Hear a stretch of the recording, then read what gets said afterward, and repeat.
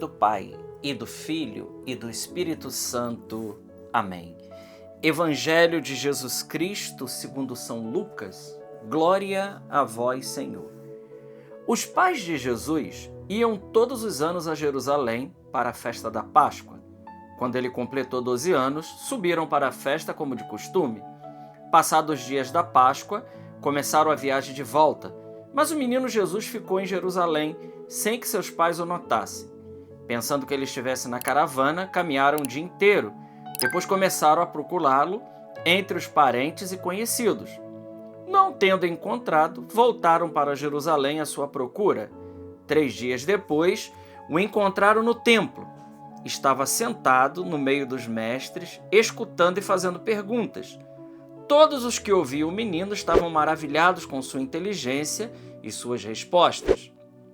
Ao vê-lo, seus pais ficaram muito admirados e sua mãe lhes disse: "Meu filho, por que agiste assim conosco? Olha que teu pai e eu estávamos angustiados à tua procura." Jesus respondeu: "Por que me procuráveis? Não sabeis que devo estar na casa de meu pai?" Eles, porém, não compreenderam as palavras que lhes dissera. Jesus desceu então com seus pais para Nazaré e era-lhes obediente. Sua mãe, porém, conservava no coração todas essas coisas. Palavra da salvação. Glória a vós, Senhor. Meus irmãos, neste sábado, dia 13 de junho, aqui o evangelho mesmo do dia do sábado, dedicado também ao Imaculado Coração da Virgem Maria, mas hoje também nós não podemos esquecer que também é dia de Santo Antônio de Pádua ou Santo Antônio de Lisboa, esse grande santo, doutor da Igreja, um homem que, sem dúvida alguma, merece alguma menção nossa aqui nesse Evangelho de hoje. Então, vamos tentar aqui conciliar, o Evangelho de hoje, que é o Imaculado Coração de Maria, Imaculado Coração da Bem-aventurada Virgem Maria, com o dia de Santo Antônio. O evangelho que a gente acabou de ouvir é o Evangelho de São Lucas, capítulo 2, versículos de 41 a 51. É a passagem de Jesus aos 12 anos, É o quinto mistério do terço gozoso. A perca, o encontro do menino Jesus no templo aos 12 anos. Jesus que está entre os doutores da lei. E é interessante que São José, e aqui é a última menção, que a gente pode dizer assim, que a Sagrada Escritura faz a São José, Jesus com 12 anos, porque quando começa a vida pública de Jesus, São José provavelmente já tinha morrido. Então já tinha morrido ali, só estava Nossa Senhora com Jesus. Mas aqui nesse episódio é a última menção que faz aos pais de Jesus. Jesus que fica para trás, José e Maria perdem o menino Jesus. E aqui a gente sabe, uma das coisas que eu gostaria de trazer aqui para essa reflexão no dia de hoje é o seguinte: quando José e Maria voltam para a caravana e eles não encontram o menino Jesus, então eles voltam a Jerusalém e 3 dias depois, veja, aqui a gente precisa se colocar na realidade da época. A caminhada que eles faziam para a festa da Páscoa todos os anos era no lombo do burro, do jumentim, da mula, a pé, muitas das vezes.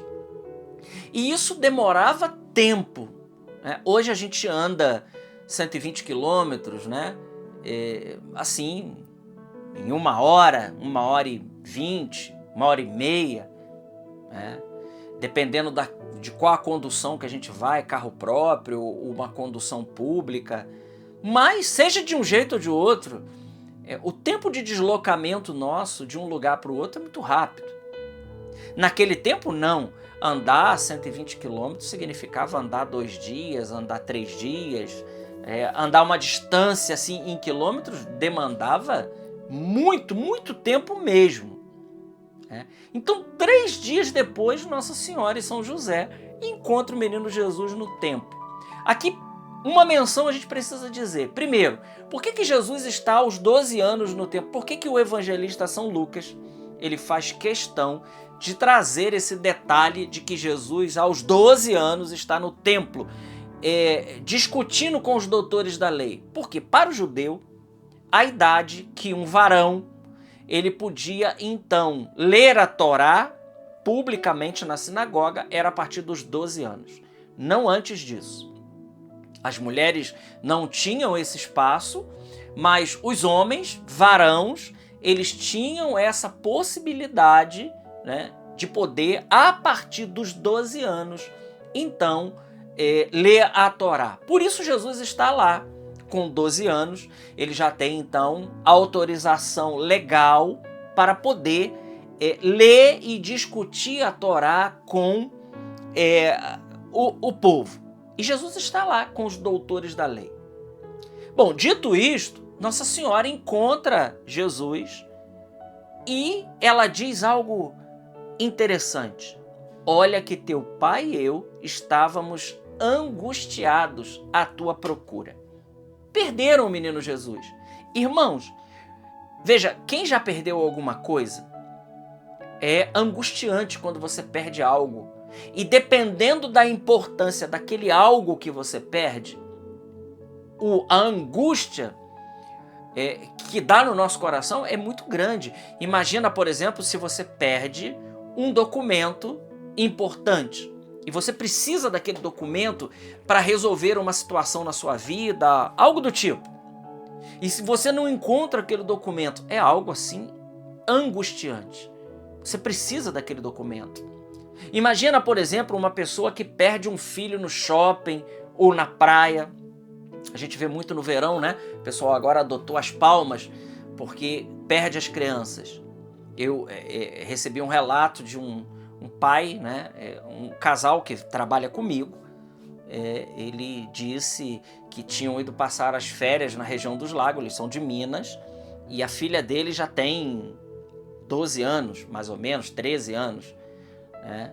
E veja, uma menina já crescidinha, esperta, né? Já assim, né? Já é uma jovenzinha. Perderam a filha na praia. E não achavam a menina, ficaram 1h e 50 minutos procurando a menina. Ele disse que é uma angústia tão grande que ele passou, o pai contando para mim. Ele falou que é tão grande a angústia que ele tomou até trauma de ir para a praia. Tomou trauma. A menina acabou saindo para um lugar, foi para outro e se perderam. E ela estava sem o telefone, não conseguia comunicar. O telefone ela tinha deixado com os pais lá na areia onde eles estavam. Angustiante. Agora, irmãos, imagina perder Deus. Imagina isso. Eu entendo perfeitamente então agora o que São Roberto Bellarmino diz. Aquele que perde Deus, ele perde tudo. Então vamos olhar para a nossa vida. Jesus, aquele menino de 12 anos que está ali com os doutores da lei, ele é Deus. Ele é aquilo que diz o credo niceno constantinopolitano, Deus de Deus, luz da luz, Deus verdadeiro de Deus verdadeiro, gerado, não criado, consubstancial ao Pai. Aquele lá é Jesus.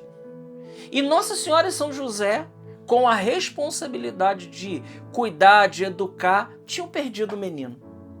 Essa, inclusive, é uma das dores de Nossa Senhora, quando nós, então, na Semana Santa ou uma outra época propícia, a gente medita nas dores de Maria. Essa perca do menino Jesus é uma das dores de Nossa Senhora. Uma espada de dor transpassou a alma. Mas o texto diz que Maria, ela guardava todas essas coisas no coração e as meditava. Ela guardava essa realidade. Diz lá que ela não entendia porque Jesus tinha ficado lá, ela e São José. Mas diz a palavra também que Jesus era submisso, era obediente. E isso a gente pode tirar muitas reflexões para a nossa vida. Quando, por exemplo, na intercessão de Nossa Senhora, né, Jesus não nega nada para sua mãe. Nada. Ele continua na obediência quando Nossa Senhora, então, pede algo ao filho. Jesus, então, ele não resiste ao pedido da sua mãe. Por isso, Nossa Senhora, ela é a onipotência suplicante, ou seja, aquilo que ela pede, tem um peso de intercessão muito grande. É claro, é Jesus que realiza, mas o pedido da mãe, essa que guardava todas as coisas no seu imaculado coração, um coração de mãe. Então, Jesus atendia prontamente. Essa é a passagem que nós temos hoje. Mas o que fica no meu coração é isso. Nós não podemos perder aquilo que é o mais importante. O mais importante na nossa vida, meus irmãos, é perder o Senhor. E existem modos de perder o Senhor. Um dos modos da gente perder o Senhor, sem dúvida alguma, é perder o estado de graça, é perder a amizade com Deus, é estar afastado, porque o que o pecado faz? O pecado ele causa uma inimizade de nós com o nosso Deus. Inimizade essa que Santo Antônio de Pádua, ou Santo Antônio de Lisboa, que seu nome original na realidade era Fernando de Bulhões, esse homem extraordinário, e que quando entra então para a ordem franciscana, ele adota o nome de Antônio, e porque viveu na cidade de Pádua, Antônio de Pádua, de Lisboa, porque é de Portugal, esse homem extraordinário. Santo Antônio, sem dúvida alguma, hoje, no dia 13, é um homem que primeira característica de Santo Antônio, um homem que era extremamente amigo de Deus. Extremamente amigo de Deus. Né? Um homem que deixou tudo aquilo que ele tinha de privilégio para viver a pobreza, a radicalidade, que a própria rega de São Francisco já colocava para ele, mas viver a radicalidade. Ele que desejava ser mártir e que vai inclusive para a Terra Santa para tentar, né? Mas lá ele encontra, ele sabe inclusive das notícias daqueles que se deram, né? Aqueles que entregaram a vida ao martírio, ele queria isso também e ele acaba conhecendo a ordem de São Francisco. E a sua vida, ele então, que era de uma ordem agostiniana, ele passa então a ser um franciscano. E a vida de Antônio vai crescendo no conhecimento de nosso Senhor Jesus Cristo. Um homem que profundamente conhecedor da Sagrada Escritura. E os milagres que aconteciam, né, sobre o patrocínio ali de Santo Antônio, pela sua intercessão. Um homem grandioso. Volto a dizer, um homem profundamente conhecedor. Tem uma passagem da vida de Santo Antônio, aquele prefeito da cidade que odiava Santo Antônio e armou uma armadilha para Santo Antônio. Convidou ele até a sua casa para poder jantar com ele e colocou uma sopa envenenada para Santo Antônio comer. Santo Antônio sabia que a sopa estava envenenada, abençoou a sopa e comeu a sopa envenenada. E aquela palavra de São Marcos, capítulo 16, que diz lá que se beberem de algum veneno mortal não lhes fará mal algum, aconteceu na vida de Santo Antônio. Santo Antônio abençoa a sopa, não morre e o prefeito se converte. Diante daquele milagre, diante aquela realização extraordinária que acontecia na vida de Santo Antônio. Um homem, então, de fato, que nos deixou uma contribuição muito grande. Um homem muito pouco conhecido. Santo Antônio é tido apenas como santo casamenteiro, né? E tem até superstições em torno da pessoa de Santo Antônio. Mas, de fato, ele foi um profundo conhecedor do Evangelho. Uma pessoa que se configurou plenamente a Jesus, entregou plenamente a sua vida a Jesus, conhecedor do Evangelho e que estava dedicado à pregação do Evangelho. Essa é a vida de Santo Antônio. Uma pequena, né, faísquinha da vida dele que é uma vida grandiosa. Vamos hoje, então, no dia do Imaculado Coração de Maria, que guardava todas as coisas no coração, e também no dia desse grande doutor da igreja, Antônio de Pádua, vamos pedir que o nosso coração também, ele se conserve puro, como o coração de Maria, e que ele guarde e medite dia e noite, como foi a vida de Santo Antônio, a palavra de Deus, e não só meditava e guardava, mas era um cumpridor da palavra de Deus. E por isso os milagres aconteciam. Milagres estupendos que aconteciam precisamente porque era um homem da palavra. Que hoje também a gente viva profundamente enraizado na Santa Palavra. Glória ao Pai, ao Filho e ao Espírito Santo, como era no princípio, agora e sempre. Amém. E salve Maria Imaculada.